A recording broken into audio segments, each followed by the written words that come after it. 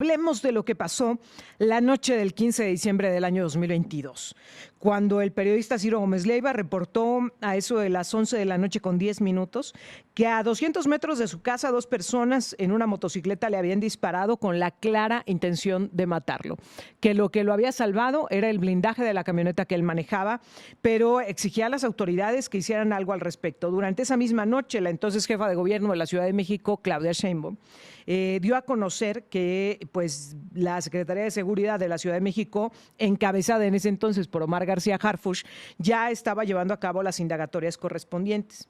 Esta misma semana se dio a conocer que el último de los implicados ha sido condenado.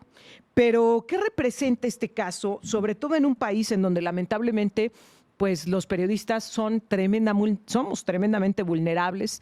¿Qué representa el hecho de que por lo menos se haya detenido a las personas, por lo menos se les esté sentenciando, pero son las sentencias las que corresponden a una situación como la que estamos enfrentando en México, no solo a este caso, sino como lo que estamos enfrentando en México? De eso platicamos con el licenciado Jorge Chezal, experto en temas jurídicos. Licenciado, muy buenos días. ¿Qué tal, Erika? Buenos días. Licenciado, desde el punto de vista jurídico, ¿cuáles son los elementos que no hay que perder de vista en el caso de Ciro Gómez Leiva? Mira, hay elementos jurídico-políticos que no hay que perder de vista, además de estrictamente jurídicos. Y uno de esos elementos jurídico-políticos muy importante es que el homicidio o la tentativa de homicidio es un delito del fuero común y que por lo tanto correspondía al gobierno de la Ciudad de México y a la Fiscalía de la Ciudad de México la investigación y la persecución del delito. Claudia Sheinbaum era la jefa de gobierno, Ernestina Godoy era la fiscal general de la Ciudad de México. Y el asunto fue atraído por la Fiscalía General de la República porque no avanzaba en el gobierno del Distrito Federal. Entonces, ese es un primer elemento que hay que considerar. Fue necesario que la Fiscalía General de la República atrajera el caso para que el asunto pudiera avanzar, pudiera capturarse a los responsables y finalmente llegara a sentencias. Si Ciro hubiera esperado la justicia promovida por Ernestina Godoy, probablemente ahorita todavía estaría sentado. Ahora, es un primer punto. Esto preocupa muchísimo, licenciado, cuando estamos hablando de que ese secretario de la Ciudad de México, esa fiscal de la Ciudad de México, ahora son el secretario de Seguridad y Protección Ciudadana del Gobierno Federal y la fiscal general de la República. Aunque ahí habría que decir que quien sí hizo bien las cosas fue Omar García Harfuch. Lo que pasa es que más bien el tema se atoraba un poco, vamos a llamarlo así, con la autoridad investigadora, que es la Fiscalía, y no con la autoridad policíaca, que reaccionó muy bien en su momento. Ahí sí habría que también reconocerle a Harfuch, a García Harfuch, esa situación.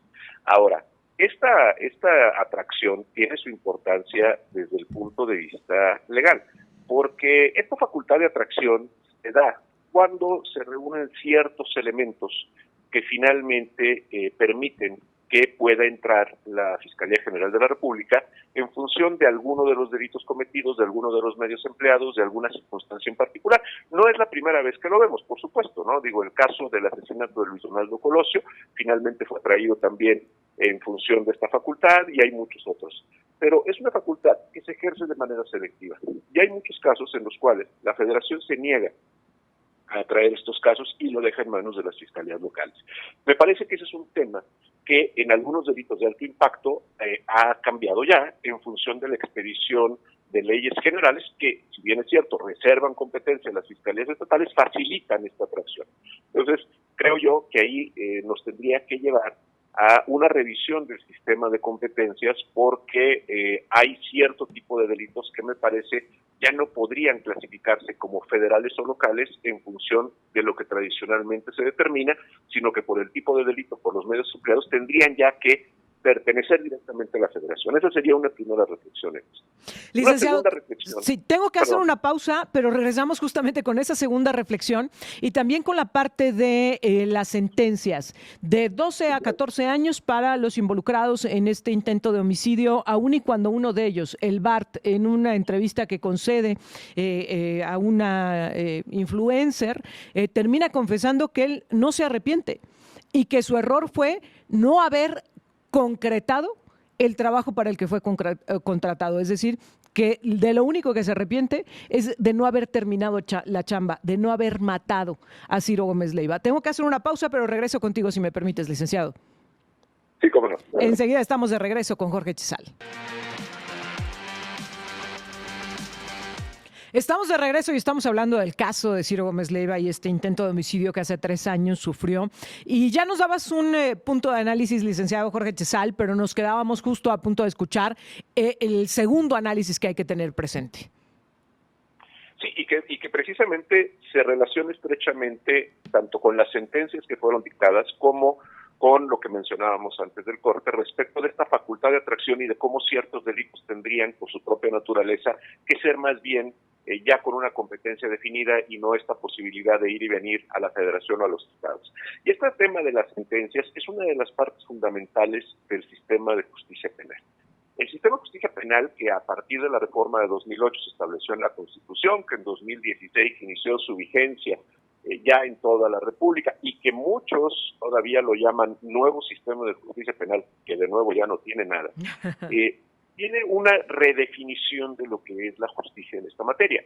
Y esta redefinición, basados en el concepto de justicia restaurativa, da la oportunidad en donde a que delincuentes como el BART, justamente, digan, no me arrepiento, pero cumplo con los requisitos legales, y entonces ya no hay un tema de readaptación, sino ahora de reinserción, y el juzgamiento se basa en posibles acuerdos con la autoridad.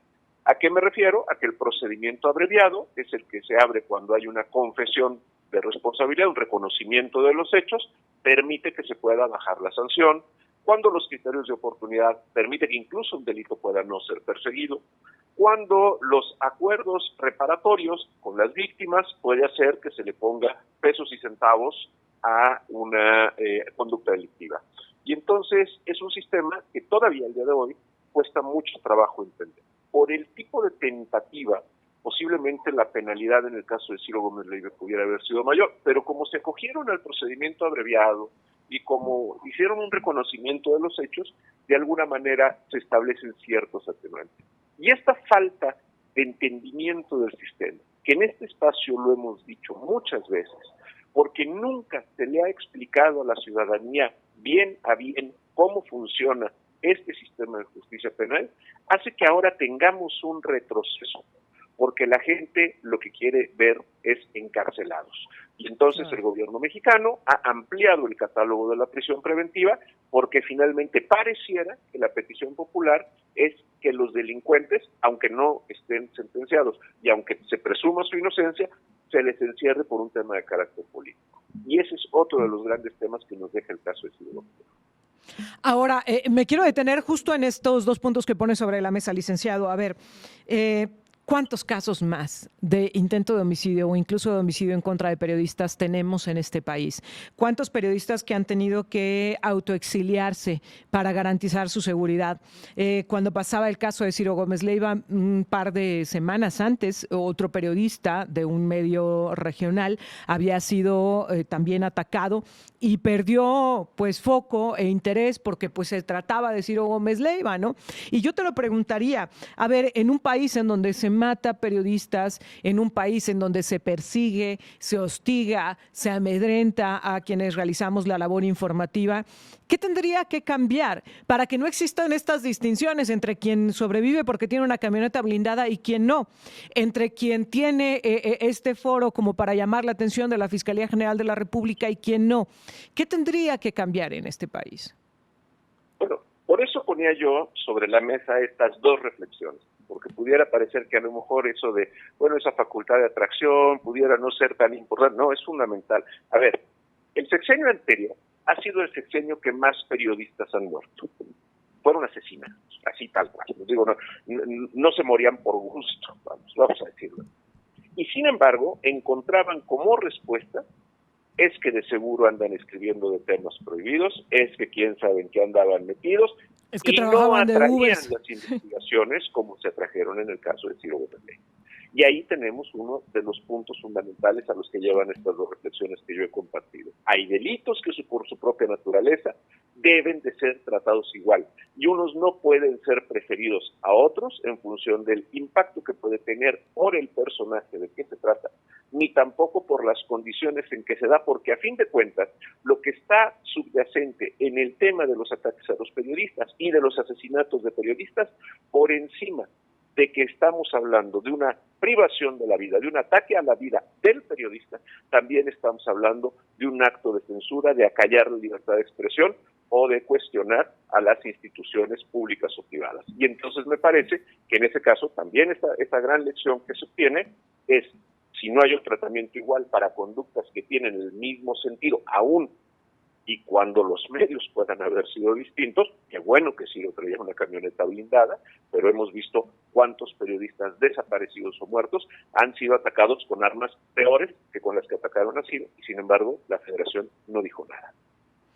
Licenciado Jorge Chazal, como siempre te agradezco mucho que nos permitas platicar contigo y poner estos temas sobre la mesa y analizarlos a cabalidad. Yo siempre lo he dicho, un país en donde quienes ejercen el periodismo viven con miedo, lo que representa es una limitante para que los ciudadanos puedan acceder a la información. En la medida que los periodistas, quienes llevan a cabo la labor informativa, puedan actuar, e incluso los analistas, los colaboradores puedan actuar de manera libre, pues más información tendremos a la mano los ciudadanos, y hoy lamentablemente pues lo que estamos viendo es que no es así. Y finalmente, y en este sentido no te puedo dejar de preguntar sobre el caso de María Amparo Casar. Mira, es que justamente el tema de María Amparo, a ver, y que ya un juez dijo, bueno, pueden seguir investigando, pero con lo que traen ahorita no pueden venir a estar dando lata, y probablemente también les agregó, y menos en estas fechas. Eso es lo mismo, o sea, es decir, es tratar de buscar la manera de utilizar el sistema de justicia para callar voces críticas. Lo que sucede con el periodista que es asesinado en un municipio, lo que sucede con el periodista contra el que atentan, pero que sobrevive porque tiene una camioneta blindada, y lo que está sucediendo con María Amparo Casar es exactamente lo mismo: intentar acallar las voces críticas y generar el fenómeno de la autocensura, que es lo peor que puede haber en la libertad de expresión. ¿Por qué? Porque es cuando justamente quien tiene la información o quien quiere exponer una idea o quien quiere dar a conocer un acto de corrupción se calla por propia convicción y elemental sentido de supervivencia, porque sabe que solo el heroísmo le llevaría a poder decir eso que le están insinuando que debe de callar. El caso de María Amparo, a ver, si hay una pensión indebidamente otorgada, vamos a pensar que así fuera, existen mecanismos legales que la autoridad podría emplear en la vía administrativa para poder reclamar el reintegro de esas pensiones. No tendría que escalar al tema penal.